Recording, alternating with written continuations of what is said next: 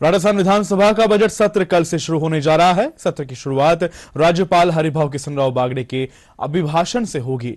Budget सत्र से पहले आज विधानसभा अध्यक्ष वासुदेव देवनानी की अध्यक्षता में सर्वदलीय बैठक बुलाई गई, जिसमें सत्ता और विपक्ष के नेता मौजूद रहे। बैठक में सदन की कार्रवाई सुचारू चलाने, महत्वपूर्ण विधेयकों और सत्र के एजेंडे पर चर्चा हुई। संसदीय कार्य मंत्री जोगाराम पटेल ने बैठक के बाद मीडिया से बातचीत में कहा कि राज्य सरकार प्रदेश के विकास के लिए प्रतिबद्ध है। उन्होंने विपक्ष को लोकतंत्र की मजबूत कड़ी बताते हुए कहा कि प्रतिपक्ष हमारी शक्ति है, जो भी सुझाव देंगे उन्हें स्वीकार किया जाएगा। आपके सामने होगा। मैं पुनः आपकी मार्फत उनसे प्रार्थना करता हूं, आराधना करता हूं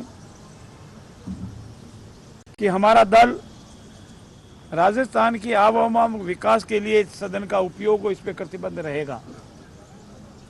प्रतिपक्ष हमारी ताकत है, प्रतिपक्ष हमारी शक्ति है। वो जो भी सुझाव देंगे उसको हम राजस्थान के हित में उसको स्वीकार करेंगे। अगर कोई मुद्दे रखेंगे तो तुरंत तथ्यों के अनुसार, नियमों के अनुसार रखेंगे, तो हम उसका जवाब सरकार देने को हर वक्त तैयार रहेगी।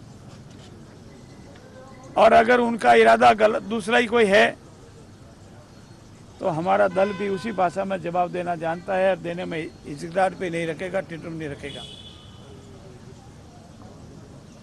कल महामहिम का अभिभाषण है, उसके बाद में हमारी बीएससी की मीटिंग है जिसमें आगे का कार्यक्रम तय होगा। महामहिम अभिभाषण के बाद सौभाग्य व्यक्ति होगी और उसमें हमारा आगामी कार्यक्रम तय होगा। साथियों, मुझे पूर्ण विश्वास है आप और हम साक्षी रहेंगे। ये विधानसभा का सत्र ऐतिहासिक होगा और उसमें अधिक से अधिक जनता के हित के कार्य होंगे।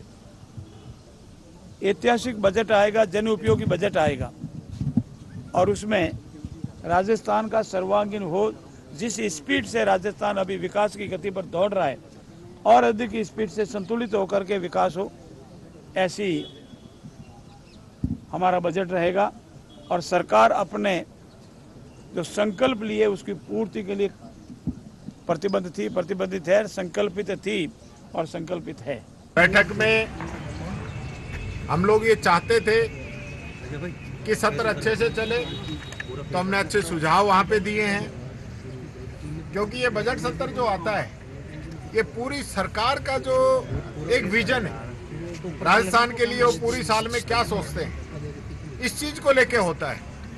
लेकिन बड़ी विडंबना देखिए इस सरकार की, जो बजट घोषणाएं यहाँ सदन के अंदर की जाती हैं, बाद में नोट फिजिबल करके उनको रिजेक्ट कर दिया जाता है। तो ऐसा तो कम से कम कोई भी घोषणा मुख्यमंत्री जी या वित्त मंत्री जी कर रहे हैं तो उसकी फिजिबिलिटी तो पहले ही चेक हो जाए। और हम उम्मीद करेंगे कि इस सत्र के अंदर जब ये बजट आए, जो बजट घोषणाएं हों, उनकी फिजिबिलिटी पहले चेक करके ही लेके आए। ये राजस्थान का सबसे बड़ी महापंचायत है, जहां पर सदन के अंदर 8 करोड़ प्रदेशवासियों के बारे में, उनके भविष्य के बारे में और उनके सपनों के बारे में बात की जाती है।